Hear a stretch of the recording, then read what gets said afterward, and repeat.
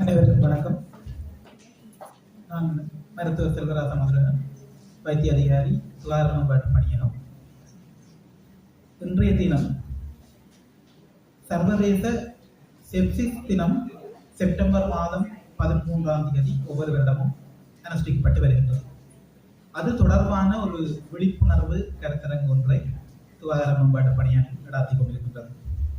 எனவே செப்சிஸ் என்றால் என்ன என்று முதலில் பார்த்தால், நமது உடலிலே சாதாரணமாக நோய் தொற்றுக்கள் ஏற்படுகின்ற போது அந்த நோய் தொற்றுக்களை எதிர்த்து போராடுகின்ற ஒரு நிற்பீடன தொகுதி எங்களுடைய உடலிலே இருக்கின்றது.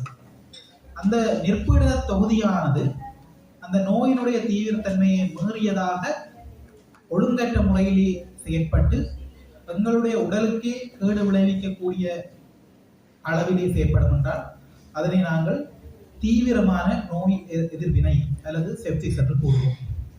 எந்த ஒரு நோய் தொற்று அல்லது நுண்ணங்கி தொற்றின் போதும் இது ஏற்படக்கூடிய தன்மை இருக்கின்றது. ஏன் இது உலகளாவிய ரீதியிலே மிக முக்கியமாக இருக்கின்றது என்று பார்த்தோம் என்றால், சாதாரணமாக உலகளாவிய ரீதியிலே ஒரு வருடத்துக்கு கிட்டத்தட்ட 50 மில்லியன் அளவான நோயாளிகள் இந்த செப்சிஸ் நோயினால் பாதிக்கப்படுகின்றார்கள். அதிலே கிட்டத்தட்ட 11 மில்லியன் அளவிலான இறப்பு நிகழ்கின்றது. நாங்கள் அன்னளவாக செல்வோம் என்றால், உலகத்திலே வைத்தியசாலைகளில் ஏற்படுகின்ற இறப்பு 5 இறப்புகளிலே ஒரு இறப்பு இந்த செப்சிஸ் மூலமாகத்தான் நிகழ்கின்றது.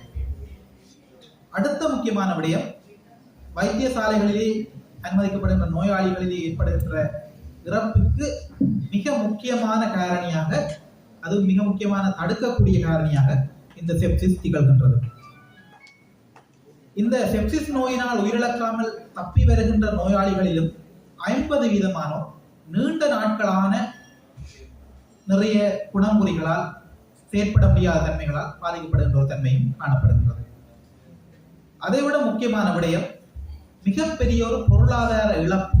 வைத்தியசாலைகளிலிருந்து வெளியேறிய பிறகு மீளவும் வைத்தியசாலையிலே அனுமதிக்கப்பட வேண்டிய தன்மை, வைத்தியசாலை கட்டமைப்புக்குள்ளே ஏற்படுகின்ற நிறைய செலவினங்களுக்கு இந்த செப்சிஸ் நோய் காரணமாக இருக்கின்றது. அது இலங்கை மாதிரியான குறைந்த நடுத்தர வருமானம் உள்ள நாடுகளிலே எங்களுடைய சுகாதார கட்டமைப்பிலே இருக்கின்ற இடர்பாடுகள், தரவுகளை பெற்றுக் கொள்வதில் இருக்கின்ற இடர்பாடுகள் காரணமாக இந்த நோயினுடைய தீவிரத்தன்மையினுடைய அளவு எங்களுக்கு போதிய அளவிலே அறிக்கையிடப்படாவிட்டாலும் எங்களுடைய விசேட வைத்திய நிபுணர்களால் அது உணரப்பட்டுக் கொண்டே இருக்கின்றது. இந்த செப்சிஸ் நோயை எப்படி இனம் காண்பது என்றால், நிச்சயமாக இது ஏதோ ஒரு நோய் தொற்றினை தொடர்ந்துதான் ஏற்படும். அதைவிட உரையாடுவதிலே சிக்கல், மாறாட்டமான தன்மை, அதாவது நினைவு அல்லது தங்களுடைய புலநிலை மாறாட்டமான தன்மை,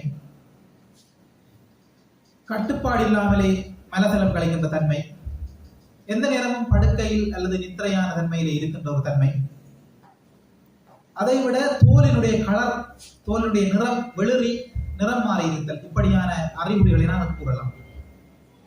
இதை எவ்வாறு தடுக்கலாம் என்று பார்த்தோம் என்றால், முதலாவது விடயம், எந்த ஒரு நோய் தொற்றும் ஏற்படாமல் தடுப்பது முதலாவது தடுப்பு முறை.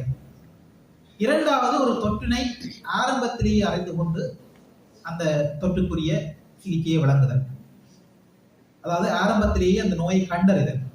மூன்றாவது, மிக எவ்வளவுக்கு விரைவாக முடியுமோ அந்த அளவுக்கு விரைவாக சிகிச்சையை ஆரம்பித்தல். கோல்டன் அவர் என்று கூறுவார்கள். ஒரு தொற்று இனங்காணப்பட்டு முதலாவது மணித்தியாலத்துக்குள் சிகிச்சையை ஆரம்பிக்கின்ற போது ஒருவர் தப்பக்கூடிய வாய்ப்பு இருக்கின்றது. எனவே வீட்டிலே இருக்கிறவர்கள் இந்த அறிகுறிகளை கண்டால் உடனடியாக வைத்தியசாலைக்கு போக வேண்டும். வைத்தியசாலையிலே இந்த அறிகுறிகள் இனங்காணப்பட்டால் உடனடியாக சிகிச்சை ஆரம்பிக்கப்பட வேண்டும். அடுத்ததாக, இது தொடர்பான விழிப்புணர்வை ஏற்படுத்தல். சமூகத்திலும் எங்களுடைய சுகாதார பணியாளர்களிலும் சமூக பணியாளர்கள் ஊடகங்கள் மூலமான விழிப்புணர்வை ஏற்படுத்தல். நிறைவாக எல்லோரும் இணைந்து இதனை தடுத்தல். இந்த 5 முக்கியமான செயற்திட்டங்களுடன் இந்த வருடம் இந்த உலக செப்சிஸ் கூட்டமைப்பு இந்த அறைகூவலை விடுத்திருக்கின்றது. உலக செப்சிஸ் கூட்டமைப்புடன் இணைந்து இலங்கை செப்சிஸ் கூட்டமைப்பும் இதற்கான தடுப்பதற்கான அறைகூவலை விடுத்திருக்கின்றது. எனவே ஆரம்பத்திலே இதனை இனங்கண்டு நோய் வராமலே தடுத்து இந்த செப்சிஸ் நோயை நாங்கள் கட்டுப்படுத்துவதன் மூலம் எங்களுடைய ஆரோக்கியம், எங்களுடைய பொருளாதார கட்டமைப்பு, எங்களுடைய சுகாதார கட்டமைப்பு ஆகியவற்றை பாதுகாப்போம் என்று இந்த செய்தி அல்லது எங்களுடைய செய்தி வெளிப்படுத்துகை கூறுகின்றது. நன்றி.